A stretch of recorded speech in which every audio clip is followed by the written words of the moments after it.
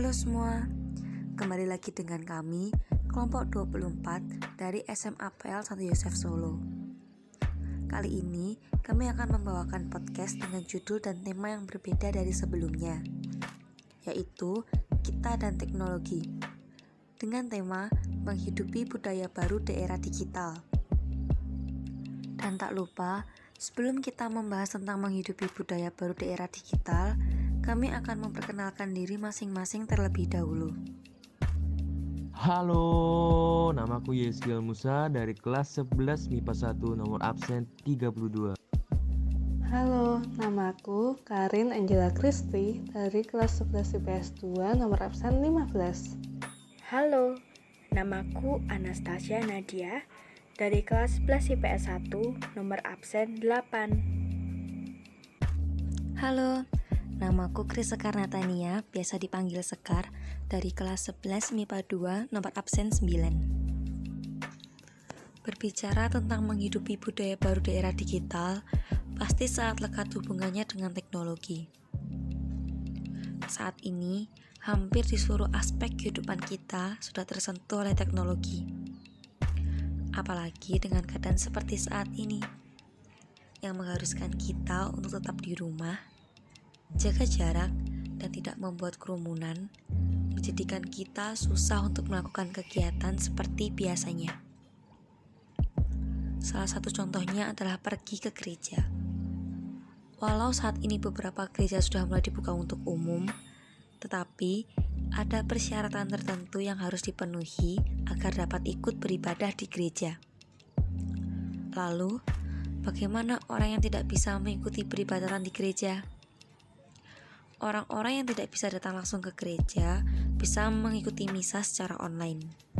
Bahkan untuk khotbah, pengajaran dan nasihat dari pemimpin agama berganti dari yang sebelumnya tatap muka menjadi online. Itu adalah salah satu solusi dari gereja untuk kita agar tetap bisa beribadah. Selain itu, teknologi yang paling dekat dengan kita saat ini adalah smartphone. Dari smartphone, kita bisa mendapat banyak sekali informasi, seperti kejadian terkini, informasi yang sedang dibutuhkan, hingga berita tentang bencana alam. Kalian pasti tahu kan, di Indonesia itu sering terjadi bencana alam. Salah satunya adalah tanah longsor. Dari pernyataan umum, tanah longsor juga sering disebut sebagai gerakan tanah. Tanah longsor merupakan salah satu peristiwa geologi yang terjadi akibat adanya pergerakan massa batuan atau tanah dengan berbagai macam tipe dan jenis tanah. Misalnya, jatuhnya bebatuan atau gumpalan besar tanah. Untuk urutan sebab akibat, di Indonesia sendiri peristiwa ini hampir sering terjadi. Kebanyakan disebabkan oleh gempa, sehingga menggerakkan lempeng bawah tanah, sehingga mengakibatkan elemen atau lempeng bawah permukaan menjadi tergeser, sehingga menimbulkan pecahan dan terjadinya longsor. Ada banyak hal lagi yang bisa memicu dan menyebabkan terjadinya kelongsoran, baik itu diakibatkan oleh alam atau karena ulah manusia itu sendiri. Di antaranya tingginya curah hujan. Jika musim penghujan dengan durasi lama, maka akan terjadinya penguapan air di permukaan tanah dalam jumlah besar. Dan terakhir, untuk interpretasi atau kesimpulannya, akibat dari bencana ini tentu tidak sedikit kerugian paling parah adalah korban jiwa. Selain itu, kerugian materi seperti kehilangan rumah, tanah, harta benda yang harus direlakan karena tertimbun oleh longsoran. Sangat jarang orang dalam longsor bisa menyelamatkan dirinya, karena kecepatan tanah longsor diperkirakan kecepatannya bisa mencapai 100 km per jam. Kecepatan yang mustahil untuk lari bagi manusia tanpa peralatan. Selain itu, setelah kejadian pun korban selamat tidak sedikit akan mengalami trauma yang mendalam. Jika mendengar suara gemuruh besar di dekat Anda, maka segeralah lari menuju ke tempat atau wilayah dataran stabil. Dan itu adalah contoh teks eksplanasi yang aku dapatkan dari internet. Tetapi selain sering terjadi bencana alam, Indonesia memiliki banyak sekali keanekaragaman.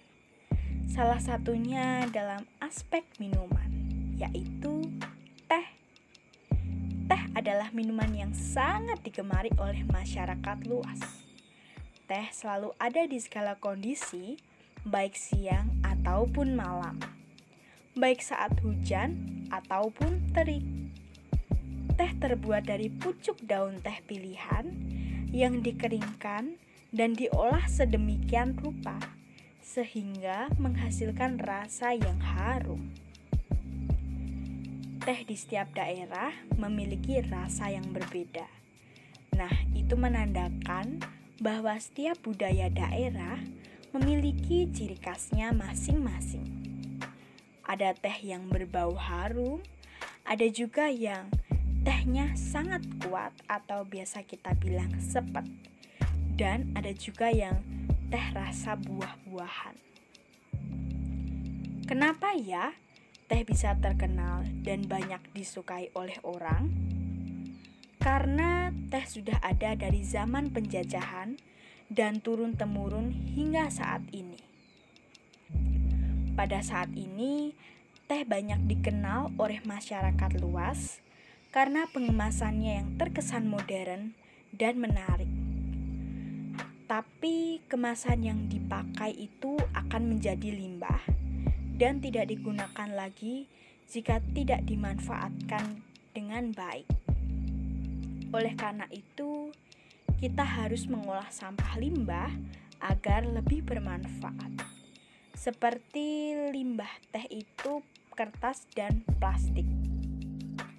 Nah, oleh karena itu kita harus mengolah sampah limbah agar lebih bermanfaat. Sampah limbah teh biasanya terbuat dari kertas dan plastik. Untuk mengolah sampah limbah kertas, kita bisa membuat kertas daur ulang. Dan untuk sampah limbah plastiknya, kita bisa mengolahnya menjadi hiasan dinding yang cukup menarik. Lalu untuk sarana promosinya, kita bisa menggunakan media sosial seperti Instagram dan TikTok. Kita bisa membuatnya dengan video ataupun poster. Atau kita juga bisa menggunakan media online shop seperti Shopee dan Tokopedia. Berikut ini adalah contoh dari promosi hasil limbah kertas dan plastik di toko online.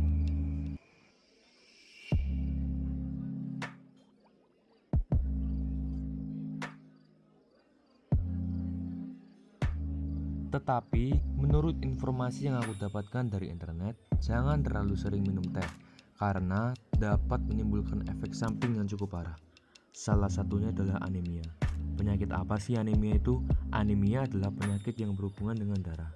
Anemia atau kekurangan darah adalah kondisi ketika tubuh kekurangan sel darah merah yang sehat, atau ketika sel darah merah tidak berfungsi dengan baik. Manusia di dalam tubuhnya memiliki darah untuk hidup, dan darah juga memiliki sistem untuk mengalir ke seluruh tubuh. Ini dikenal dengan sistem peredaran darah. Sistem peredaran darah atau yang dalam dunia medis lebih dikenal dengan sistem kardiovaskular merupakan suatu sistem yang berguna untuk menyalurkan berbagai zat penting seperti nutrisi dan oksigen dari jantung ke seluruh tubuh. Sistem ini berfungsi untuk menyalur zat, mengeluarkan zat karbon dioksida, sisa proses metabolisme tubuh melalui paru-paru, menyalurkan hormon ke seluruh bagian tubuh, menyalurkan suhu tubuh secara merata, mempertahankan kinerja sistem organ di dalam tubuh, dan membantu tubuh untuk pulih dari penyakit. Dalam peredaran darah terdapat dua sistem, yaitu peredaran darah besar atau sistemik dan peredaran darah kecil atau pulmonal.